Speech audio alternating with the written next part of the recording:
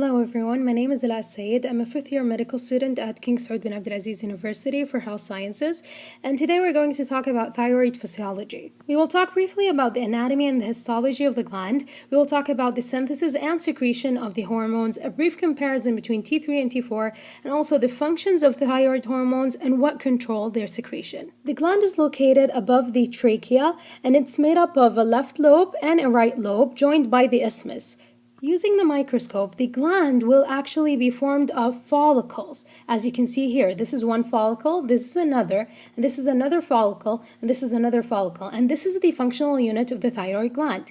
Now, each follicle is composed of small cells. As you can see here, this is a cell, and this is a cell, and this is a cell. Each cell is actually called a follicular cell. And the follicular cells are the cells producing T3 and T4, or in other words, thyroid hormones. And inside each follicle, we can see a more pale area called the colloid. Now, the colloid is actually the area where thyroid hormones are actually stored. Now, the colloid is made up of a glycoprotein called thyroglobulin. Thyroglobulin is actually the location in which the hormones are actually synthesized and stored. Between the follicles of the thyroid gland, we have a bunch of cells called C cells. You can see here's one C cell. Now, the C cell will actually produce the hormone calcitonin, which is important in calcium regulation in the body. Repeating what we just said, organization of the thyroid gland, it's organized into follicles and C cells between the follicles. Each follicle contains follicular cells that produce thyroid hormones and colloid in the middle of the follicle that consist of glycoprotein molecule called the thyroglobulin. And then we have the C cells that secrete calcitonin. Synthesis and secretion of thyroid hormones. Before we start talking about the synthesis, let's talk about the main ingredients that we need to synthesize the hormones. We need two main ingredients. One is actually the iodine, and the second is the tyrosine. Now, iodine has to be taken up by the diet, since the body cells cannot produce iodine, while on the other hand, tyrosine does not have to be taken up by the diet because cells in our body can produce the protein tyrosine. Now that we talked about the ingredients, let's talk about what will we synthesize using those ingredients. We will synthesize the hormones T3 or T4, or in other words, triiodothyronine, or tetraiodothyronine, also called thyroxine. Triiodothyronine actually indicates that 3 iodine molecules are bound to a tyrosine molecule, and that's why it's called T3, while tetraiodothyronine, or T4, are actually 4 iodine molecules bound to a tyrosine molecule. Now let's understand actually how iodine binds to tyrosine. To explain that, I will explain it the same way I understood it. So let's imagine a roller coaster. I'm terrible at drawing, so ignore this.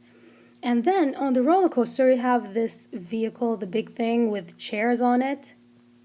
This is a chair. Okay, so let's zoom in on this big vehicle. This is the big vehicle. It's actually called thyroglobulin.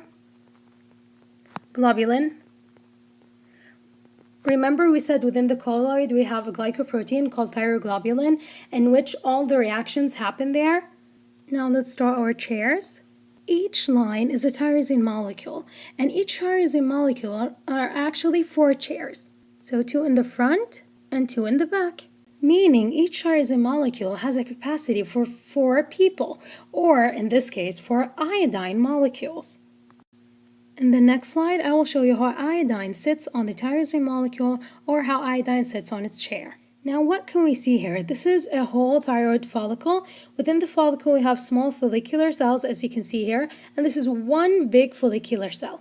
This is called the basal membrane, and this is called the apical membrane. To understand how we make thyroid hormones, we need to understand where our key ingredients come from. So remember we talked about the thyroglobulin and how all the reaction happens on the thyroglobulin. And so where does thyroglobulin actually come from? So thyroglobulin is actually made within the Golgi complex of the cell. And in the process of production of thyroglobulin, the tyrosine molecules made by the cell are actually incorporated within that thyroglobulin. So thyroglobulin, as you can see, is secreted as a vesicle inside the colloid, as you can see here. Now that we talked about the tyrosine, let's go talk about the iodine. Now, iodine, as we mentioned previously, needs to be taken up by the diet. So we take it up by the diet, and in the GI tract, the iodine is actually transformed into the reduced form, which is I negative. The iodide then moves into the bloodstream. In the bloodstream, only 1/5 of the iodide is actually absorbed by the follicular cell. And the other part of the iodine, the other portion, is actually excreted by the body, mainly by the kidneys. So the majority of iodide within the body are actually situated within the thyroid gland. So you will move iodide from the low concentration within the bloodstream into a high concentration in the follicular cell. So you will move it actually against its concentration gradient. And in order for that to happen, it will move using the iodide sodium symporter, which is a secondary active transporter. This transporter will use the energy coming from the potassium-sodium pump on the same surface of the membrane. This pump will pump sodium outside the cell and potassium inside the cell. When sodium is moved outside the cell, less sodium is present within the cell, and that's why sodium can come in using the other transporter. So sodium will come in with a concentration gradient, while here, as you can see, iodide is moved against concentration gradient. And the process of trapping iodide within the cell is called iodide trapping. And once iodide is trapped, it moves to the apical membrane to reach an enzyme called thyroperoxidase. Now, thyroperoxidase will actually change the iodide from the inactive form or the reduced form into the oxidized form, which is I2, or the active form. It's also called iodine. Once iodine is activated, it moves with the transporter into the colloid, as you can see here. When it goes into the colloid, it will actually bind to the tyrosine molecules on the thyroglobulin. This process is called iodination of tyrosine or organification of thyroglobulin. So let's draw the tyrosine. This is 1 chair, 2 chairs, 3 chairs, and 4 chairs. Now there are 4 options for the tyrosine molecule. The first option is only one iodine binding to the tyrosine molecule, and this is what we call the monoiodothyronine. And I actually call him Lonely Boy, coming alone on the roller coaster. And the second option is a couple in love comes on the roller coaster and sits next to each other. And this is what we call diiodo, so 2 iodines bind to the tyrosine molecule, so diiodothyronine.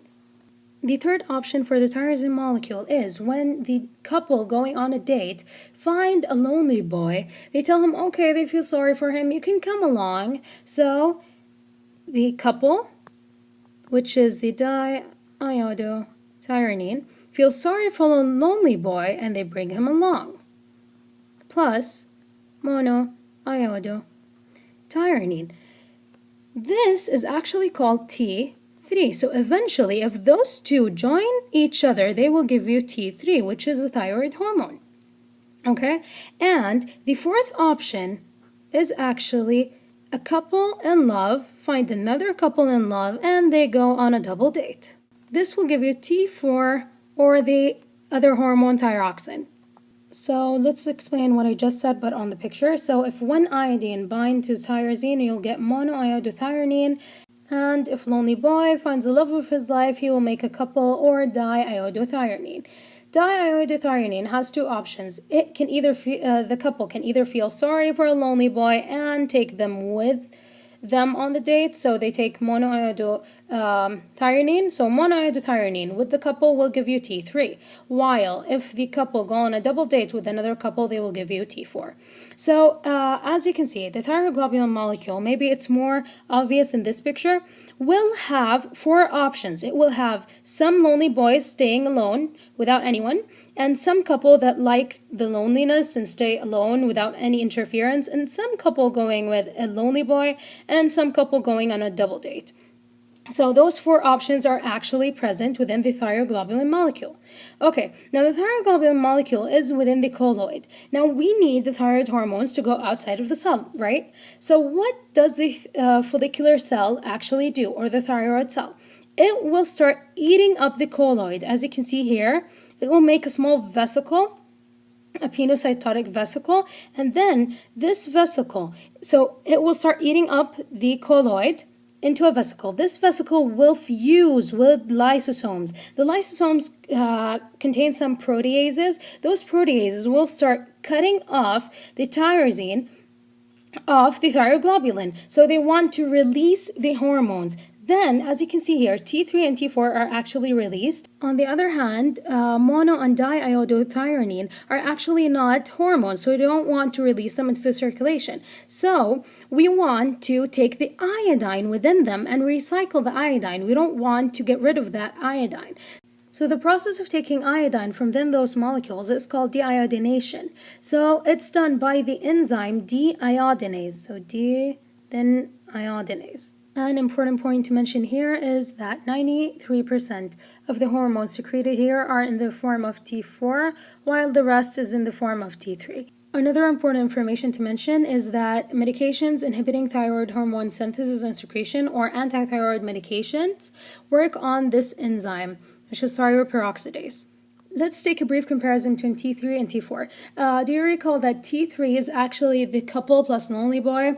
So, lonely boy plus the couple will have a lot of action. They will fight together. Now, the lonely boy will start interfering with the relationship of the couple, so they will fight together, so there's more action, more activity. So that's why T3 is more active, while T4 is actually two couple going on a double date, so no much fighting, they're less active or weaker.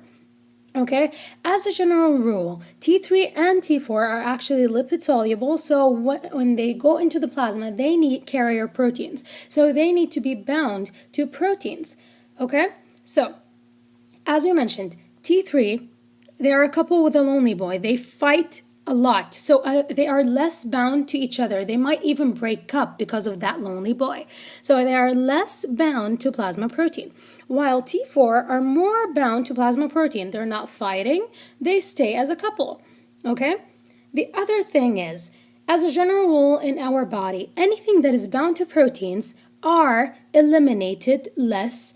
So the more you're bound to proteins, the harder it gets for the body to eliminate that hormone. And that's why, because T4 are more bound to plasma protein, they are not readily eliminated. That's why they have a longer half-life of about 6 days, and other references from 5 to 7. Okay? While T3, because it's less bound, it has a shorter half-life of 1 day. And the last point is that T4 constitutes around 90% of thyroid hormone secretory products, and as I mentioned previously, about 93. It differs from reference to another. And T4 is produced in less amounts by the thyroid gland. However, the majority of T4 is actually converted into T3 peripherally. So the more the organ needs T3, it will convert more T4 into T3. Remember, we want more T3 because T3 is more active. Now, thyroid hormones key points.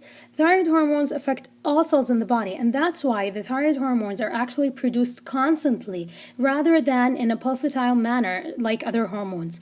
Okay, thyroid hormones are highly lipophilic. We mentioned that. The majority of circulating T3 and T4 are transported by thyroxine binding globulin. So we mentioned they're bound to plasma proteins, and the majority of them are bound to this protein. Only the free portion of total thyroid hormones can exert an effect on cells, meaning that the portion that is bound to plasma proteins cannot have an effect. Only the portion of hormones that are not bound to plasma proteins can have an effect. Now, thyroid hormones has a slow onset and long duration of action. What does that mean? If any disturbances happen in thyroid hormones, you don't see an effect, at least not until several days have passed by. So why is it that they have a slow onset of action? Now, thyroid hormones actually work on receptors within the nucleus, so they have to go into the nucleus and exert their effects. Their effects constitute of gene modulation, and then you have transcription of more proteins, more enzymes, and that's why that takes time to happen. And why the long duration of action? Remember, we previously mentioned they're lipophilic, so they can pass the plasma membranes of cells really easily. When they go within the plasma of the cell, because they're lipophilic, they get bound to plasma proteins. And the release of those hormones from plasma proteins actually happen gradually. So as soon as they're released, they can enter into the nucleus and do their effect. Okay, so they're not released that easily, so they get released gradually. So the released portion will exert an effect, and that's why when the hormones go down, you don't see the effects until a while, because you still have some hormones stored within the cells and released gradually over that period. Functions of thyroid hormones. So one, stimulation of carbohydrate metabolism. They first increase the absorption of glucose from the GI system. If you have more glucose within your GI system, you will have more glucose in your blood. More glucose in your blood will stimulate the uptake of glucose by your cells. When you have more glucose in your cells, you will start breaking that glucose by glycolysis to produce energy. And this is the main goal of thyroid hormones. They increase the metabolism, so they want more energy. So if imagine you don't have that much of glucose, there will be increased gluconeogenesis by the liver to produce more glucose. So more glucose can be uptaken by the cells and more glycolysis can take place. Okay? Now, stimulation of fat metabolism. So the thyroid hormones will actually increase the lipid mobilization from fat tissues. So they will start dissolving the fat tissues. If you dissolve your fat, you have less fat stores in the body. Breaking fat or mobilizing fat will increase the fatty acids within the blood. This is very important. If you have more fatty acids within the blood, the cells will take more fatty acids. And those fatty acids can be used to produce energy by a process called oxidation. Now, what is the effect of thyroid hormones on plasma and liver fats? Now, they decrease the concentration of cholesterol, phospholipids, and triglycerides in the plasma. So thyroid hormones increase the basal metabolic rate. Now, what is the basal metabolic rate? It's the amount of energy needed to keep your heart beating, your lungs breathing, your brain functional. Even if you're not doing anything and you're resting, you're sitting on the couch, you're still consuming energy. And this is what we call the basal metabolic rate. Now, the thyroid hormones are actually going to increase the basal metabolic rate. And how are they going to do this? They actually control your consumption of oxygen. So they increase the consumption of oxygen by the cells. So in other words, they increase the oxidation reactions. They increase the reactions that will consume energy. Increasing oxygen consumption will actually increase the depth and rate of respiration. Increasing the metabolism means increasing the energy and heat production, and that's why thyroid hormones are called caloriogenic or heat-producing hormones. Now, what is the effect of thyroid hormones on the cardiovascular system? They can either affect the blood vessels or the heart itself. On the blood vessels, they cause vasodilation by two mechanisms, one of which by increasing the metabolism. When they increase the metabolism, they increase the amount of end products or metabolic products. Those products will cause vasodilation, which will increase the blood flow to that organ that has a lot of metabolism. The other mechanism is actually peripheral vasodilation. The peripheral vasodilation means vasodilation in the skin. And why does that happen? When you produce energy, you produce heat. Heat is something you need to get rid of, so you vasodilate to allow more blood to go into the skin. More blood going to the skin will allow the exchange of temperature and will allow the temperature to go down. Peripheral vasodilation to get rid of heat will cause the peripheral resistance to go down. Decreasing the peripheral resistance will allow the diastolic blood pressure to go down also as well. And now the effects of the thyroid hormones on the heart is by increasing the force and rate of contraction. And this will cause the cardiac output to actually go higher. This is caused by the sympathomimetic effect of thyroid hormones. And what is this effect? Thyroid hormones actually increase the sensitivity of receptors to circulating catecholamines.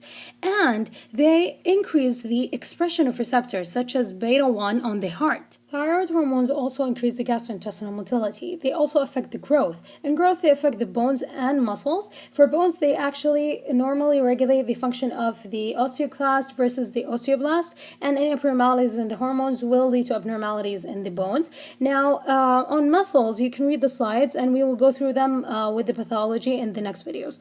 Now, the effect of thyroid hormones on the nervous system. In an infant and a fetus, they're actually important in the development of the normal brain and the growth of the brain. So any hypothyroid child can be mentally retarded and the brain will be smaller in size. Now, as an adult, they don't know the exact mechanism, but the thyroid hormones actually do affect the nervous system, and that is observed in people who have hyper or hypothyroidism. The effect of thyroid hormone on sexual function can be observed in hypothyroid patients or hyperthyroid patients, and I did put a comparison between men and women. What do they actually have? You can read the slide. Okay, thyroid hormone regulation by the hypothalamus pituitary thyroid axis. Starting by the hypothalamus, it produces TRH, or thyrotropin releasing hormone, which will act on the anterior pituitary, stimulate it into producing thyroid stimulating hormone, or TSH. TSH works on the thyroid gland, stimulates it into producing the thyroid hormones. The important point to mention here is that TSH is the most single important hormone in the thyroid hormone production. It stimulates each single step of thyroid hormone production. Another point to mention here is that what affects the hypothalamus? Stress negatively affects the hypothalamus, meaning less hormones are produced, while cold in infants positively affects the hypothalamus or stimulates the hypothalamus, meaning more hormones are produced, more heat is produced for the child. For any comments, suggestions, or questions, you can contact this email. Thank you and have a nice day.